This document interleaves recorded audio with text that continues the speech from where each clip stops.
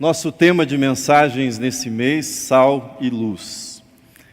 Os livros proféticos são os mais contundentes nas Escrituras sobre o que significa ser sal e luz.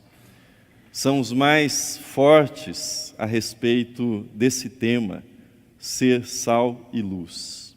E o profeta Miqueias, que nós acabamos de ler, viveu no 8º século, foi contemporâneo dos profetas Isaías, Oséias e Amós, e com eles formaria que nós poderíamos chamar de um quarteto fantástico de profetas. Fez declarações fortíssimas a respeito do testemunho daqueles que temem a Deus. E fez isso na condição de profeta. Mas o que é que um profeta fazia? O que é que um profeta dizia? O profeta, no contexto israelita, no contexto histórico do Antigo Testamento, era um defensor da paz e da justiça. Era alguém que, em nome de Deus, se levantava e anunciava a paz e a justiça, mas, para fazer isso, ele muitas vezes incursionava pelo tema da defesa dos vulneráveis, da defesa dos fracos, e ao defender a justiça, ele muitas vezes apontava para aqueles que cometiam injustiças. Por isso, a figura do profeta era sempre uma figura controversa. O profeta desagradava, profeta, em nome de Deus, falava e fala sempre a consciência dos homens. Toca naquele ponto que é doloroso, naquele ponto no qual nós muitas vezes preferimos que não seja tocado. Miqueias falou ao povo de Israel num tempo de grande corrupção, de intensa corrupção. E a corrupção no tempo de Miqueias funcionava mais ou menos da seguinte forma: ele era um profeta rural. Ele atuava na área rural. Proprietários de terras gananciosos se aliavam aos políticos daquele tempo, que por sua vez compravam juízes corruptos, e juízes esses que eram abençoados pelos sacerdotes, pelos líderes religiosos de Israel, líderes inescrupulosos. E eles se juntavam, tomavam a terra dos pequenos camponeses, e assim, aqueles proprietários se tornavam cada vez mais ricos, se tornavam proprietários de extensões territoriais cada vez maiores. É este o contexto de Miqueias. Como é que nós sabemos disso? Porque Miqueias escreveu a esse respeito. Veja comigo o texto na tela, Miqueias capítulo 3, versículos de número 10 e 11. Aí está escrito: e edificais a Sião com sangue, e a Jerusalém com perversidade. Os seus cabeças dão sentenças por suborno, os seus sacerdotes ensinam por interesse, e os seus profetas adivinham por dinheiro. E ainda se encostam ao Senhor, dizendo: não está o Senhor no meio de nós? Nenhum mal nos sobrevirá.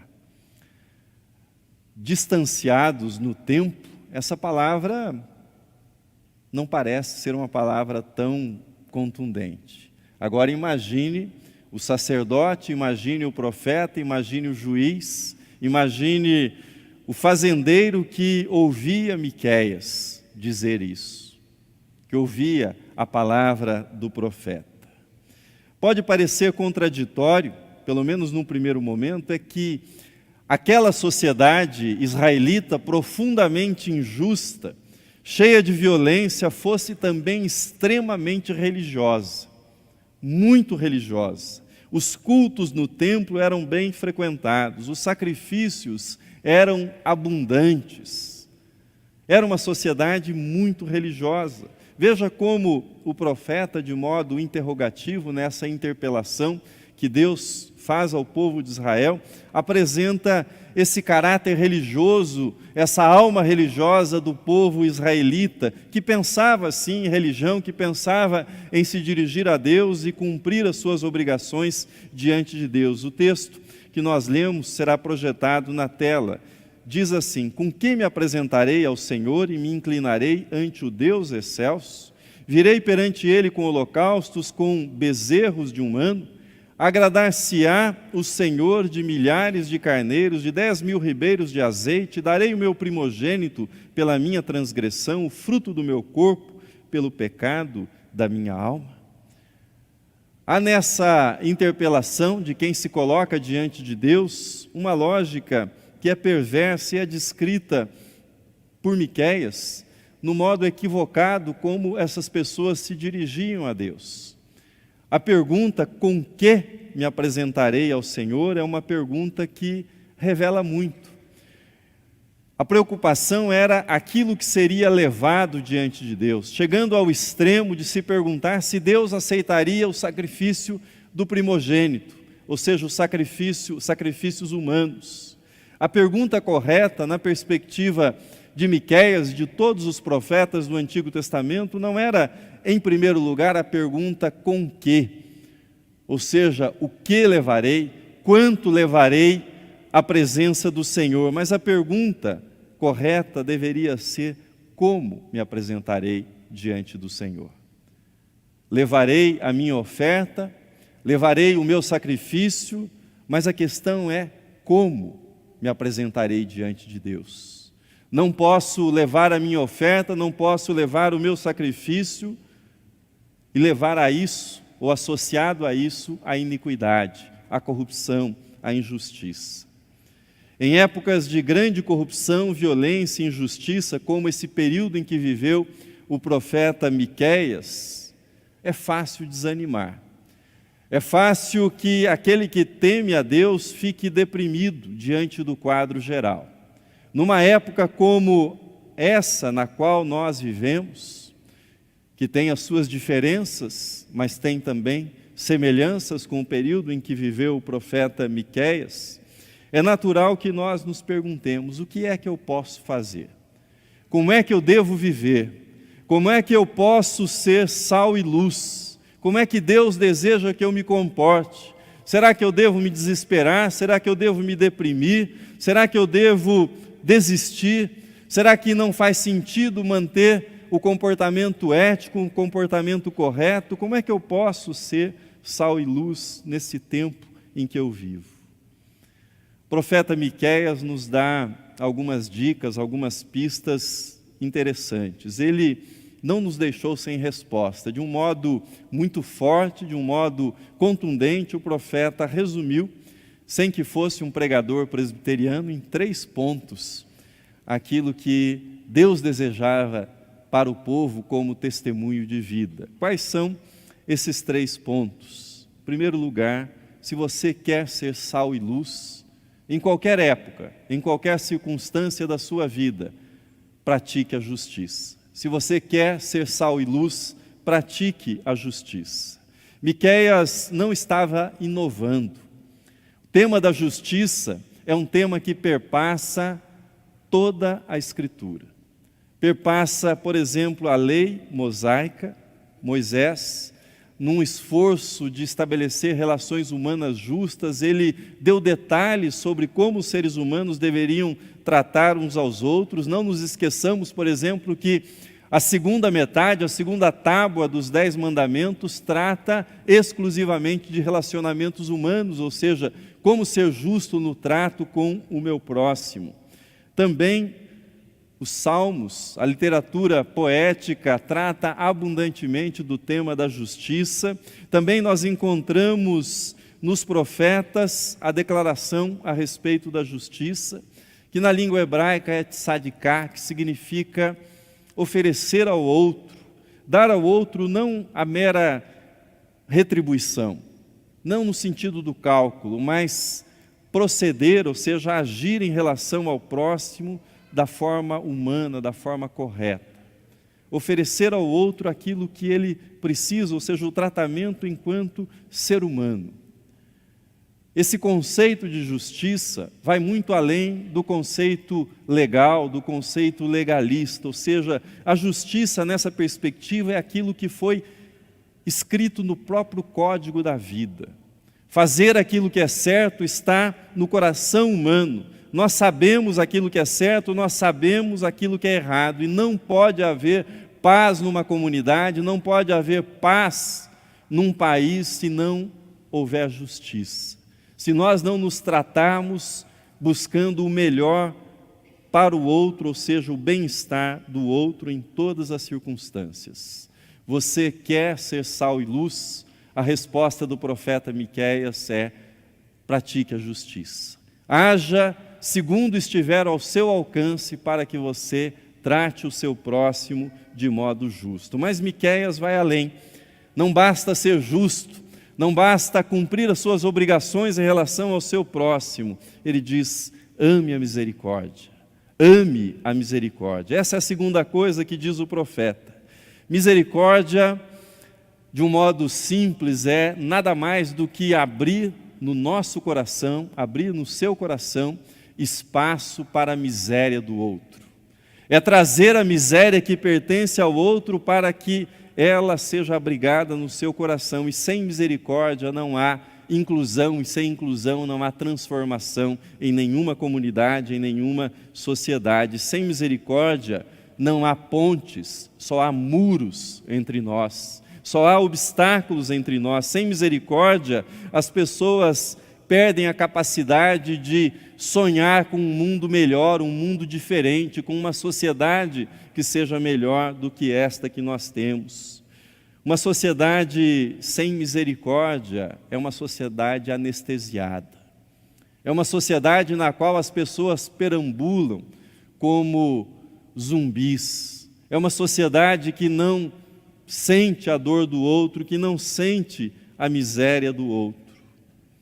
É com tristeza que eu olho para essa geração, a minha geração, a nossa geração, a geração que cresceu no Brasil, que foi redemocratizado, no Brasil que escreveu uma Constituição cidadã, Constituição que ele tem cada vez mais dificuldades em manter.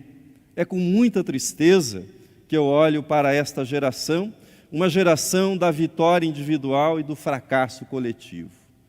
Uma geração que prega que cada um tem que se dar bem, cada um tem que se garantir o quanto puder na vida, cada um deve buscar as suas metas pessoais, profissionais, mas uma geração que está desistindo, a cada ano que passa, de resolver os problemas que são coletivos.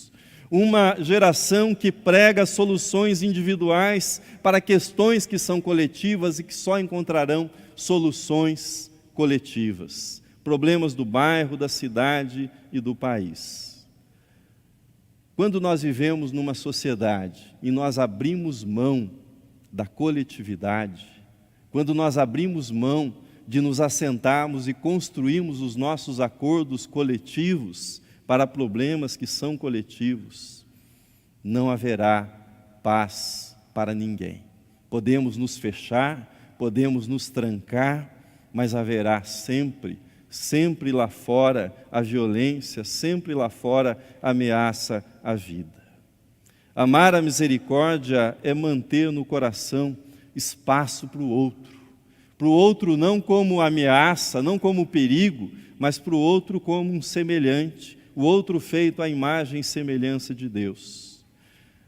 Há um pensador existencialista, influenciado também pelo cristianismo, Albert Camus, que embora tenha combatido o que havia nele de cristianismo, disse: é desonesto ser feliz sozinho.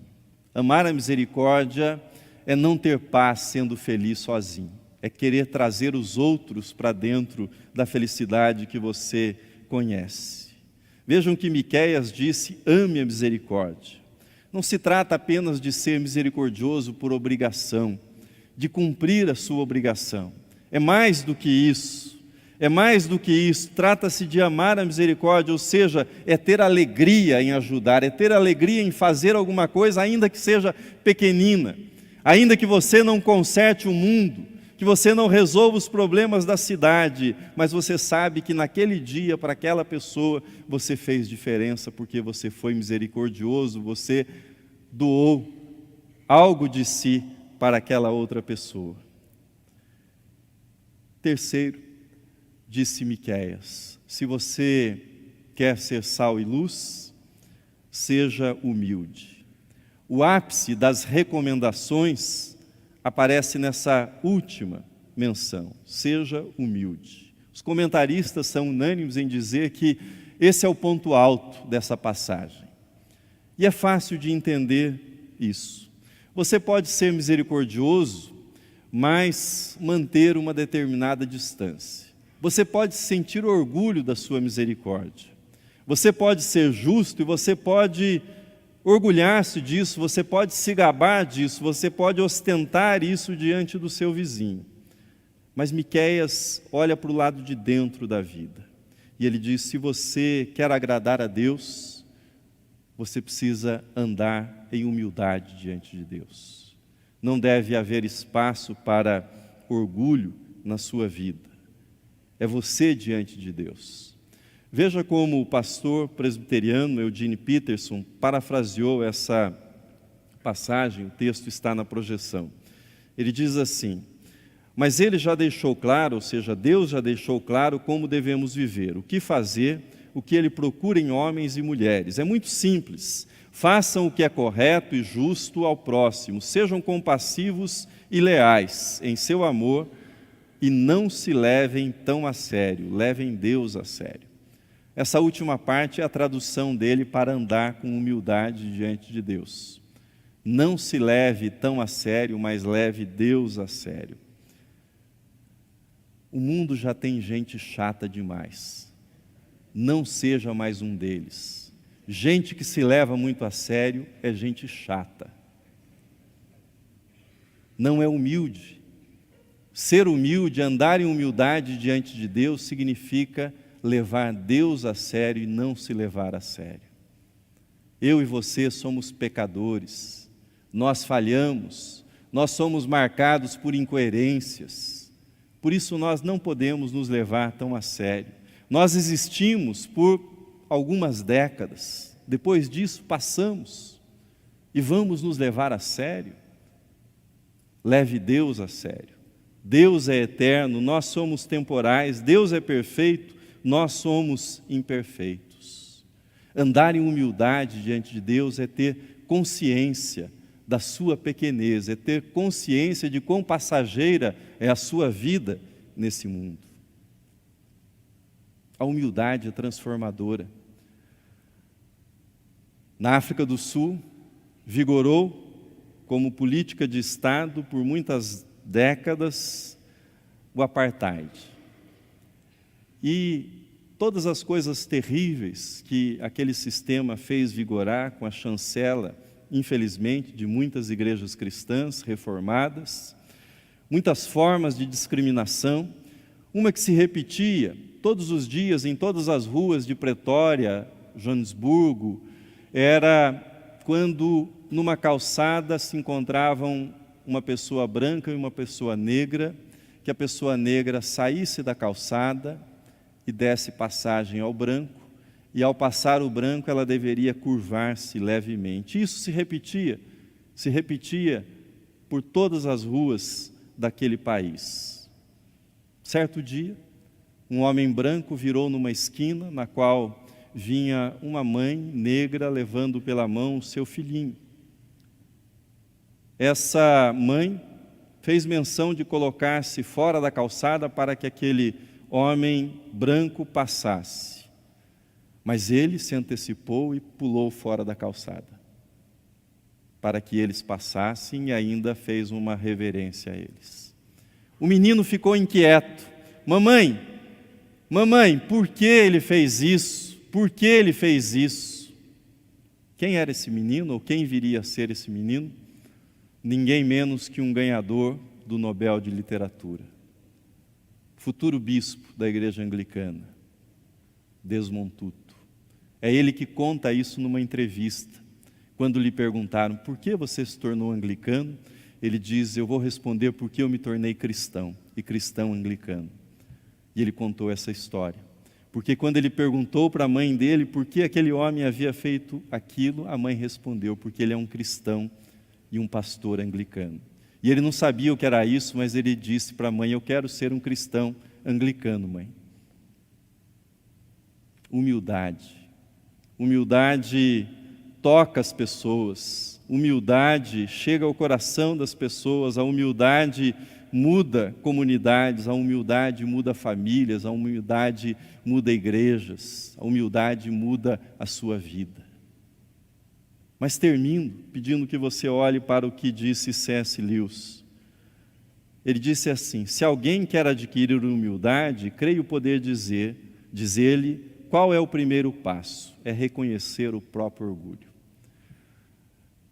Eu não vou continuar a passagem, mas na sequência ele diz assim: e se você não é capaz de admitir que é orgulhoso, é porque você é orgulhoso demais. Ou seja, todos nós somos orgulhosos e precisamos aprender a andar em humildade com Deus. Termino pedindo para você a leitura de um último versículo. Aliás, eu me lembrei que esse foi o primeiro versículo que eu decorei quando eu me converti. Ou melhor, o segundo, decorei João 3,16, porque foi o primeiro que me ensinaram. Mas em seguida eu fui participar de uma peça natalina e fiz um anjo, foi o meu papel. E o anjo recitava esse versículo. E eu decorei este versículo de Miqueias, que é uma profecia sobre o nascimento de Jesus. Diz assim: e tu, Belém Efrata, pequena demais para figurar como o grupo de milhares de Judá, de ti me sairá o que há de reinar em Israel, e cujas origens são desde os tempos antigos, desde os dias da eternidade. Este será a nossa paz. Miqueias falou de justiça, Miqueias falou de paz, mas Deus deu ao profeta Miqueias o privilégio de registrar essa profecia sobre o nascimento de Jesus em Belém, aquele que seria a nossa justiça e seria a nossa paz. Por que lembrar esse versículo e essa profecia registrada por Miqueias e que se cumpriu em Belém com o nascimento de Jesus? Porque quando nós falamos em praticar a justiça, em amar a misericórdia, em andar humildemente com Deus, ou seja, em ser sal e ser luz no mundo no qual nós vivemos, nós nos deparamos com o nosso pecado. Nós nos deparamos com as nossas incoerências, com as nossas contradições. Eu sei que é difícil ser justo, eu sei que é difícil lutar contra o orgulho, contra a vaidade. Eu sei por experiência própria que os nossos interesses, o nosso conforto conta muito mais do que a misericórdia, do que abrigar o outro na minha vida, ter espaço para o outro. E eu não conheço um outro jeito de abrir espaço para a justiça, para a misericórdia e para a humildade, senão recebendo Jesus na minha vida. A única forma de escapar de uma vida escravizada pelo egocentrismo é colocando Cristo no centro da sua vida, ou seja, tornando-a cristocêntrica. Para nós cristãos, Jesus é o modelo supremo de vida. Jesus é aquele que, sendo um com o Pai, não julgou como usurpação ser igual a Deus, mas assumiu a forma humana, a forma de escravo, fez-se humano entre nós, morreu pelos nossos pecados. Miqueias, em meio àquele caos de injustiça, orgulho e violência, ele vislumbrou o nascimento de Jesus, a chegada do Messias.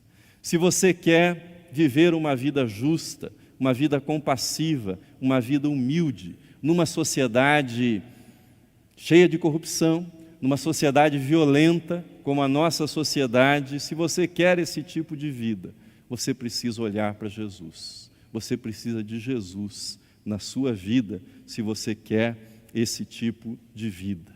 Olhe para Jesus. Ele foi justo num mundo cheio de injustiças. Ele amou sendo objeto dessas injustiças, sendo atingido por essas injustiças. Olhe para Jesus, ele foi misericordioso numa sociedade hipócrita, cheia de religiosidade. Olhe para Jesus, aquele que, sendo Deus Todo-Poderoso, tomou uma toalha, abaixou-se e lavou os pés dos seus discípulos. Olhe para Jesus. Não há outra esperança e não há outro jeito de ser sal e luz, a não ser em comunhão íntima com Jesus. Que Deus o abençoe. Amém.